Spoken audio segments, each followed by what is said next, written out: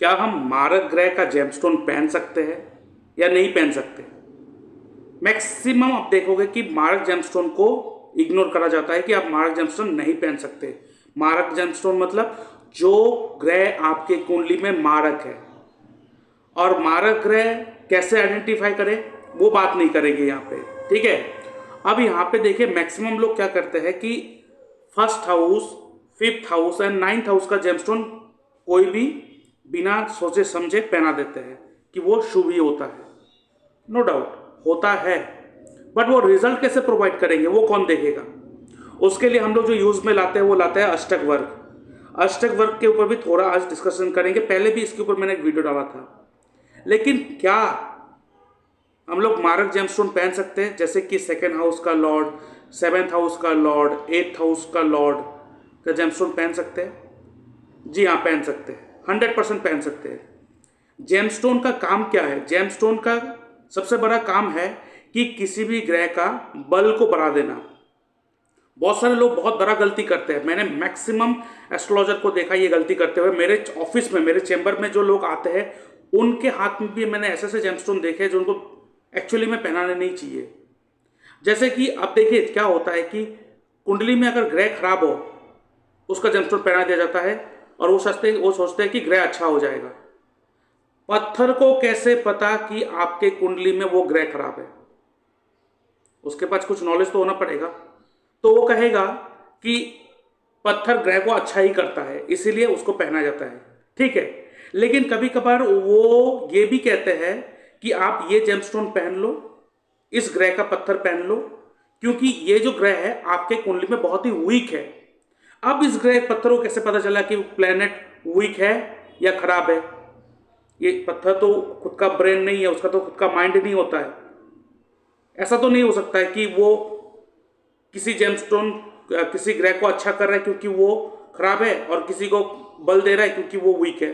ऐसे कैसे हो सकता है? अब यहाँ पे पत्थर का काम क्या है? पत्थर का सिर्फ एक ही काम है, ओनली वन वर्क। वो क्या है? वो किसी भी ग्रह को बल देते हैं, उसके बल, उसका एनर्जी, उसके स्ट्रेंथ को बढ़ा देते हैं। अब देखिए अगर वो ग्रह आपके कुंडली में मारक है या पापी है, अगर नीच होके बैठा है तो उसका नीचता का बल को बढ़ा देगा। ऐसा नहीं कि कोई ग्रह नीच है, योग कारक है और उसका जेमस्टोन पहन लिया तो वो आपके लिए अच्छा हो गया, नहीं, वो नीचता का एनर्जी बढ़ा देगा। और अगर कोई प्लेनेट खराब है आपकी कुंडली में, बहुत ही नेगेटिव वे में बैठा हुआ है, उसका जेमस्टोन पहनोगे तो उस ग्रह का जो नेगेटिविटी है उसको बढ़ा देगा। लेकिन फिर भी हम लोग कभी कभार कोई कोई जेमस्टोन पहन सकते हैं। कैसे? अब देखो कुंडली में 12 के 12 घर है, कभी कभार हमें पर्टिकुलर किसी घर का हमें रिजल्ट चाहिए। कोई आपके पास कंप्लेन लेके आ रहा है कि मेरे बच्चे का शादी नहीं हो रहा है, वो चार्ट दिखा रहा है कि शादी नहीं हो रहा। आप चार्ट में देखा है कि सेवेंथ हाउस का जो लॉर्ड है बहुत ही वीक होके बैठा है, इतना वीक होके बैठा है या इतना खराब होके बैठा है कि वो रिजल्ट ही नहीं दे पा रहा। उस समय हमें उस ग्रह को बल देना पड़ेगा कुछ ड्यूरेशन के लिए। उस समय आप उस जेमस्टोन को धारण करवा सकते हो, बट ये कहना पड़ेगा कि आफ्टर मैरिज उस जेमस्टोन को उतार देना है। और इससे बड़ा चीज क्या है? अब देखो कोई व्यक्ति है जो एट्थ हाउस का काम करता हो, अब उसको एक्सपर्ट बनना है। एट्थ हाउस क्या करता है? एक व्यक्ति को सिद्ध पुरुष बनाते हैं। सिद्ध पुरुष मतलब, सिद्ध मतलब परफेक्शन, एक्सपर्ट, पुरुष मतलब व्यक्ति, व्यक्ति विशेष। तो उसको अगर किसी चीज में बहुत परफेक्ट लेवल तक जाना है या एक्सपर्ट लेवल तक जाना है तो हमें एट्थ हाउस की जरूरत है। लोग कहते हैं कि एट्थ हाउस से दूर रहो। अगर एट्थ हाउस से दूर रहेंगे तो ज्योतिष कैसे बनेंगे? एट्थ हाउस से दूर रहेंगे तो डॉक्टर कैसे बनेंगे? एट्थ हाउस से दूर रहेंगे तो एडवोकेट कैसे बनेंगे? इंजीनियर कैसे बनेंगे? एक सिद्ध पुरुष कैसे बनेंगे? तो ये जो एक सेट माइंडसेट है उससे हमें बाहर आना पड़ेगा अगर एस्ट्रोलॉजी में थोड़ा भी बहुत हमें काम करना है और इन डेप्थ काम करना है और लोगों के लाइफ को इन डेप्थ में जाके चेंज करवाना है। तो अब यहां पे दूसरा चीज मैं बात करता हूं, second house and seventh house, ये दो घर होते हैं जिसे हम लोग कहते हैं मारक, ठीक है। और उसके साथ साथ इलेवेंथ हाउस जो है ये एक हम लोग नेगेटिव हाउस मानते हैं, इसे हम लोग एक नेगेटिव हाउस मानते हैं। थर्ड हाउस को भी एक नेगेटिव हाउस मानते हैं। त्रिक स्थान हम लोग कहते हैं इसको। छठे घर को त्रिक स्थान कहते हैं। 8वें और 12वें घर को दुष्टाना घर कहते हैं। तो इसका मतलब अगर आप ये त्रिक स्थान के मालिक का जेमस्टोन पहनेंगे तो आपको प्रॉब्लम होगा। लेकिन एक थ्योरी ये भी कहते हैं लघु पराशरी में, अगर कोई ग्रह दोनों मारक घर का मालिक बन जाए, सेकेंड हाउस का भी वो मालिक है, साथ ही साथ वो 7th हाउस का भी मालिक है, तो उसका मारकता कैंसिल हो जाता है। नो डाउट वो मारक है, वो आपको प्रॉब्लम देगा, लेकिन जो कहते हैं ना मृत्यु तुल्य तक कष्ट दे देना, वो कष्ट नहीं देते। उस समय आप उसका जेमस्टोन धारण कर सकते हैं if you want result from second house and 7th house. और उसके साथ और एक क्या कहते हैं, सेकेंड पॉइंट, वो कहते हैं कि अगर कोई second house and 11th house दोनों घर का मालिक बन जाए, ये सिर्फ 2 ही लगन में हो सकता है, एक तो सिंह लगन और दूसरा हो सकता है कुंभ लगन। कुंभ लगन में second house and 11th house का लॉर्ड बृहस्पति, और सिंह लगन में second house and 11th house का लॉर्ड बुध। बहुत सारे क्लासिकल टेक्स्ट में आप ये देखोगे कि इनको नेगेटिव माना गया है, बट नहीं। मैंने पर्सनली जब जो करा है, मैंने अपने ऊपर जब इसको यूज करा है, मैंने पॉजिटिव रिजल्ट ही देखा है। तो सेकेंड हाउस और 11th हाउस, ये 2 घर का जब मालिक एक ही बन जाएगा, सेम मालिक होगा। क्यों? क्योंकि सेकेंड हाउस भी एक धन भाव है और 11वां घर 11th हाउस भी एक धन भाव है। 2 धन भाव का मालिक अगर एक हो जाए तो वो कभी मारक नहीं रहता है, वो मारकता कैंसिल हो जाता है। नो डाउट वो मारक जैसे एक्ट तो करेंगे, लेकिन मृत्यु तुल्यता कष्ट नहीं देंगे।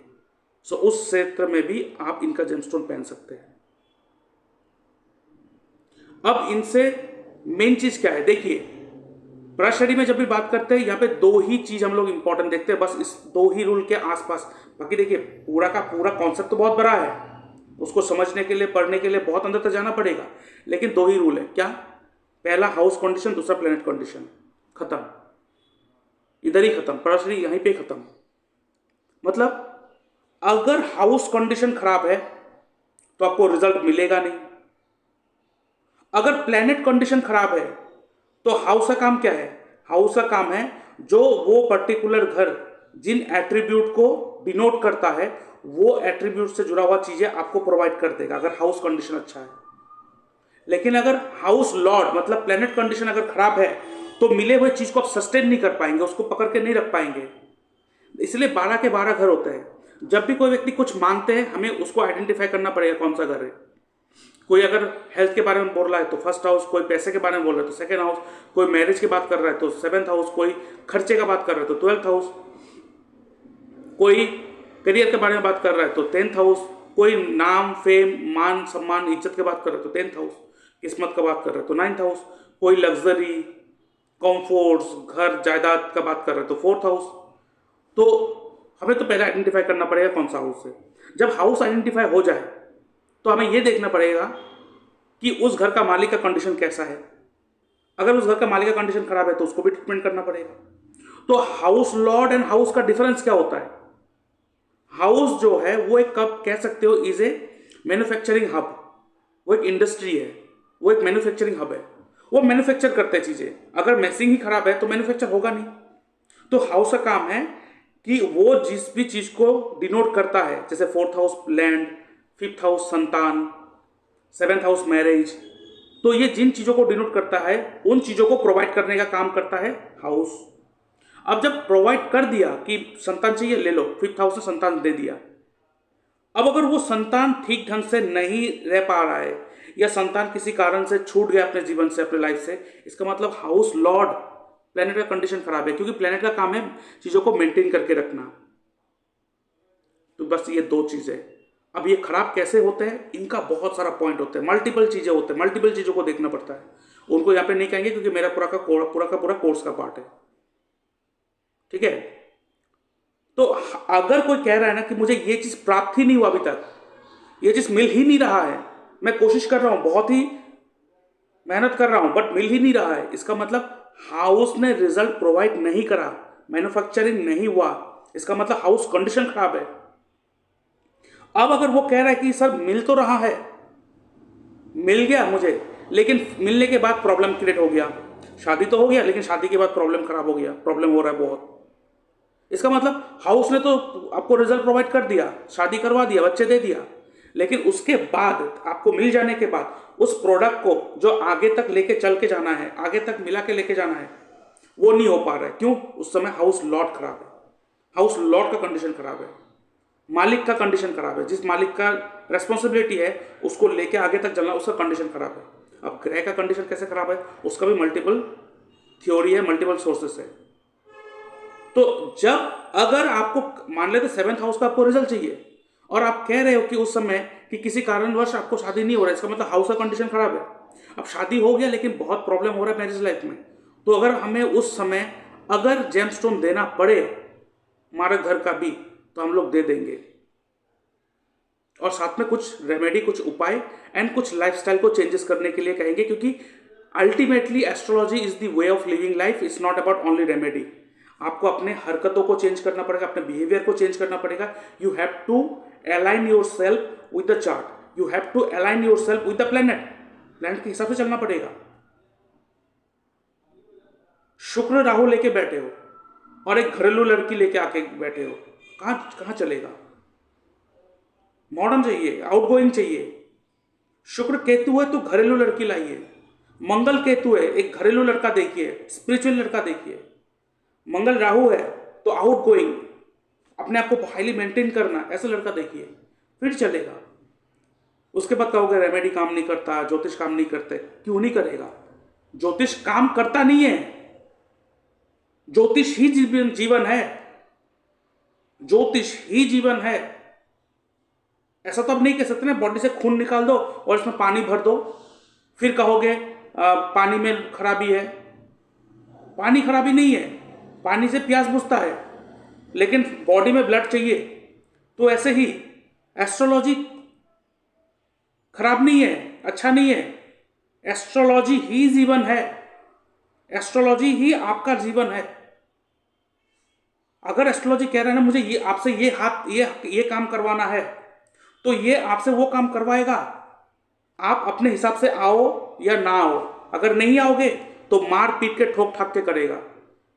और जब वो मार पीट के ठोक ठाक के आपको उस लाइन में लाते हैं, उस समय आप कहते हो कि मेरे लाइफ में बहुत प्रॉब्लम है, मुझे जॉब नहीं मिल रहा है, मुझे नौकरी नहीं मिल रहा है।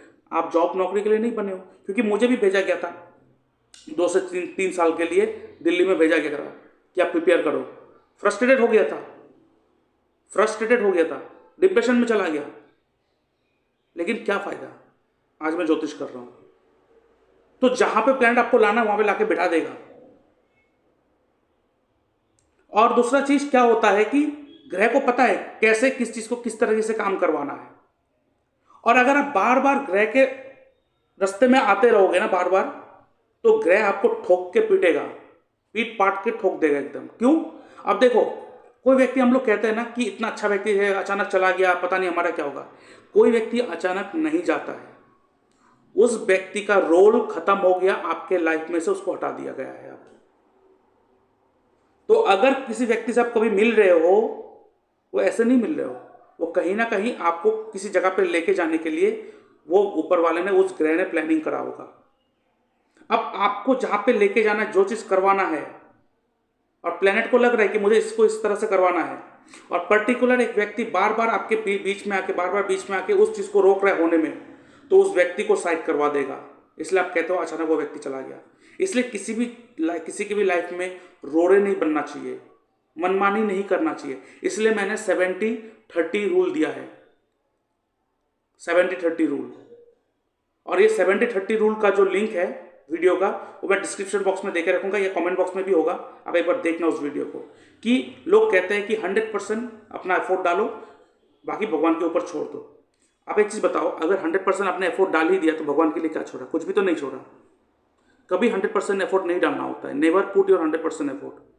क्यों? क्योंकि कुछ चीज़ होता है जो हमारे हाथ में नहीं है। जैसे कि हम काम कर सकते हैं, लेकिन हम दुकान खोल सकते हैं, कस्टमर आना ना आना वो कस्टमर के हाथ में है।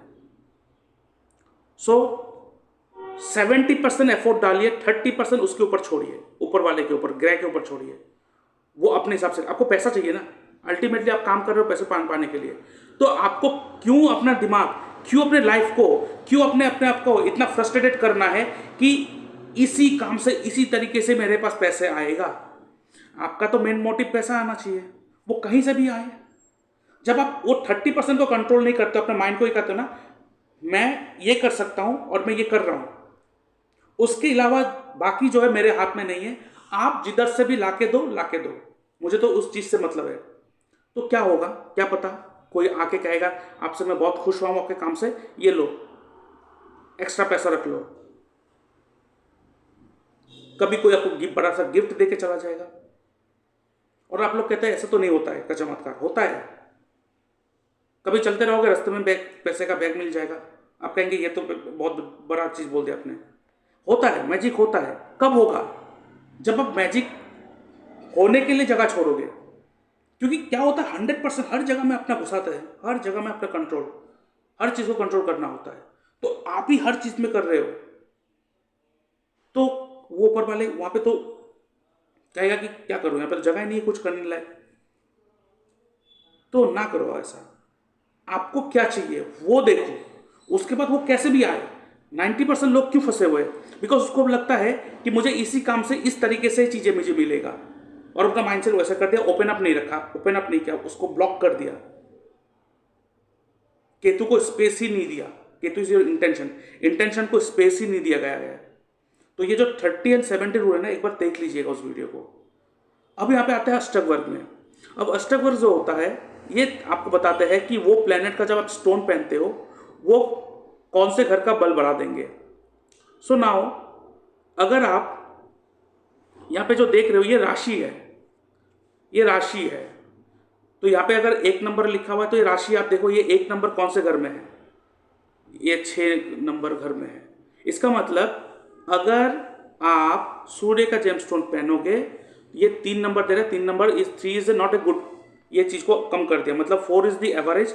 4 के ऊपर है तो अच्छा, 4 के नीचे है तो उसका एनर्जी कम हो गया। इसका मतलब सूर्य का जेमस्टोन पहनते ही जो 1 नंबर राशि में सूर्य 3 पॉइंट दिया है, मतलब एनर्जी को लो कर दिया गया है, तो ये छठे घर का एनर्जी जो है डाउन कर देगा। अब अगर देखिए, मान लेते हैं कि यहाँ पे इस कुंडली के लिए सूर्य तो योग कारक है कि 10वें घर का मालिक है, और वो व्यक्ति जॉब कर रहा है और कहेगा आप सूर्य का जेमस्टोन पहना, आपको करियर में बहुत अच्छा होगा। देखना उसको जॉब में तकलीफ हो जाएगा पहनते ही। अब बताओ, योग कारक ग्रह है, जॉब में प्रॉब्लम कर दिया। सो इसको भी कंसीडर करना जरूरी है, इसको भी कंसीडर करना जरूरी है। तो अगर आप देख रहे हो, अब देखिए पहला स्टेप मैंने बोला जेमस्टोन कैसे कर सकते हो, कि अगर जरूरत पड़ा तो मारक का भी पहना सकते हो, लेकिन सेकंड स्टेप में अष्टक वर्ग में देखो। सेकंड स्टेप में अष्टक वर्ग में जब देखोगे तो पता चलेगा कि अगर मैं 7th हाउस का लॉर्ड का ही मैं जेमस्टोन पहनूं, और 7th हाउस का जो लॉर्ड है वो अपने ही घर को कम पॉइंट दे रहा है, जैसे हम मान लेते हैं कि ये 7th हाउस लॉर्ड जो है वो शुक्र है, क्योंकि 2 नंबर लिखा हुआ है, मारक भी है इस कुंडली के लिए। क्यों, क्योंकि वो 7th हाउस एंड 12वें घर का मालिक है, तो मारक भी हो गया, एक मारक और एक दुष्टाना घर का मालिक, तो बहुत ही नेगेटिव हो गया। लेकिन उसको शादी करवाना है और आप शुक्र का जेमस्टोन पहनाना चाहते हो, तो 2 नंबर राशि है 7 नंबर घर में, तो शुक्र देखो अपने ही घर को खराब कर रहा है, शुक्र जो है अपने ही घर को खराब कर रहा है।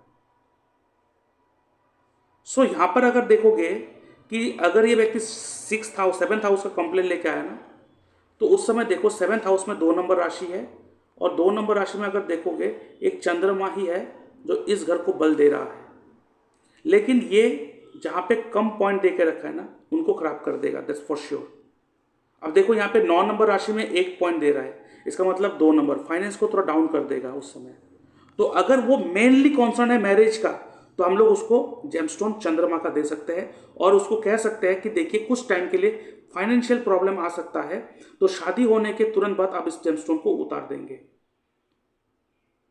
तो इस तरीके से चीजें, अगर इस चीज के ऊपर अच्छी तरह से आपको सीखना है, अच्छी तरह से चीजों को जानना है, तो आप मेरे इस व्हाट्सएप नंबर मैसेज कर सकते हो, या आप मेरे साथ ज्वाइन हो सकते हो। मेरा क्लासेस चल रहा है अभी ऑलरेडी, पराशरी का भी चल रहा है, केपी का भी चल रहा है, और ग्रैंड एस्ट्रोलॉजी का भी रिकॉर्डेड या तो लाइव सेशन वो भी है, ले सकते हो। डिटेल में मैं समझा देता हूँ आपको। और आगे बढ़ने से पहले मैं अपने व्यूअर्स को कहना चाहता हूं, अगर आप अपना बर्थ चार्ट एनालाइज करवाना चाहते हो तो आप मेरे इस व्हाट्सएप नंबर पे अपना date of birth, time of birth, place of birth, आपका नेम, जेंडर लिख के भेज सकते हो और कोई भी 3 सवाल लिख के भेज सकते हो, जिसके ऊपर मैं एक एनालिसिस वीडियो बना के 6 से 7 दिन के अंदर आपके साथ शेयर कर दूंगा, जिसके लिए मैं चार्ज करता हूँ 399 रुपीज़ ओनली। आप मेरे इस यूपीआई नंबर पेमेंट करोगे, उसका स्क्रीनशॉट भेजोगे और आपको एनालिसिस मिल जाएगा। उसके साथ साथ अगर आप मुझसे फोन कॉल में बात करना चाहते हो, आप चाहते हो कि आपका जो डाउट है वो फोन में बातचीत करके क्लियर हो, तो आप फोन कॉल कंसल्टेशन बुक कर सकते हो, जिसके लिए ड्यूरेशन है 1 आवर और उसमें क्वेश्चन का कुछ लिमिटेशन नहीं है, आराम से बातचीत चलेगा। तो आप फोन कॉल कंसल्टेशन बुक करने के लिए मैं चार्ज करता हूँ 651 rupees only and you can pay on this UPI number. और इसके साथ साथ अगर आप मुझसे जूम पर लाइव कंसल्टेशन बात करना चाहते हो, जहां पर जो कंसल्टेशन होगा जूम पर उसका रिकॉर्डिंग भी आपको प्रोवाइड करा जाएगा, तो इसके लिए मैं चार्ज करता हूँ 1200 रुपीज़ ओनली। इसके साथ साथ अगर आप अपना घर का वास्तु या अपना जो कुंडली एनालिसिस है वो एस्ट्रो वास्तु के माध्यम से करवाना चाहते हो, मतलब कुंडली analysis with the help of vastu and astro vastu plus आपके घर के वास्तु को भी ठीक करा जाएगा, जो ऑनलाइन जूम पर होगा, जिसके लिए मैं चार्ज करता हूँ 5500 रुपीज़ ओनली। और अगर आपको कोई इमरजेंसी अपॉइंटमेंट बुक करना है, 2 घंटे के अंदर आपको अपॉइंटमेंट बुकिंग चाहिए, तो उसको भी आप बुक कर सकते हो, जिसके लिए मैं चार्ज करता हूँ 3331 रुपीज़ ओनली। आप मेरे इस यूपीआई पेमेंट करेंगे और उसका स्क्रीनशॉट भेजोगे और आपको एक टाइम एंड स्लॉट प्रोवाइड कर दिया जाएगा। और इसके साथ साथ अगर आपका बर्थ टाइम रेक्टिफिकेशन करवाना है, आपका टाइम करेक्ट नहीं है, तो उसका भी आप बर्थ टाइम रेक्टिफिकेशन करवा सकते हो, जिसके लिए मैं चार्ज करता हूँ 2100 रुपीज़ ओनली। और इसके साथ अगर आप एस्ट्रोलॉजी सीखना चाहते हो तो मेरे इस वेबसाइट में आप आ सकते हो। वेबसाइट का लिंक मैं डिस्क्रिप्शन बॉक्स में एंड कमेंट बॉक्स में देके रखा हूं और मैं कौन से कोर्स को देता हूं आप देख सकते हो। प्री रिकॉर्डेड वीडियो भी है, इन कोर्सेज का प्री रिकॉर्डेड वीडियो भी आप ले सकते हो। और इसके साथ साथ अगर आपको लाइव क्लासेस करना है तो आप मेरे इस व्हाट्सएप नंबर पर फोन कर सकते हो या भी आप कॉल भी कर सकते हो और जानकारी ले सकते हो पूरे के पूरे कोर्स का, जैसे कि यहाँ पे कौन से कोर्स में देता हूँ आप देख सकते हो। Grand master astrology course, Parashari astrology course, sure short prediction technique, उसके बाद basic to advance KP astrology, उसके बाद horary astrology, astro vastu, hit theory, marriage match making, gemstone selection technique and RKP, Ratan Kotiyam Raju पद्धति एंड नक्षत्र त्रिपाप चार्ट प्रेडिक्शन टेक्निक। इन सारी चीज़ों को भी रिकॉर्डेड सेशन आप ले सकते हो या आप लाइव क्लास करना चाहते हो तो मेरे इस व्हाट्सएप नंबर पे आप मैसेज कर सकते हो या आप मुझे कॉल भी कर सकते हो।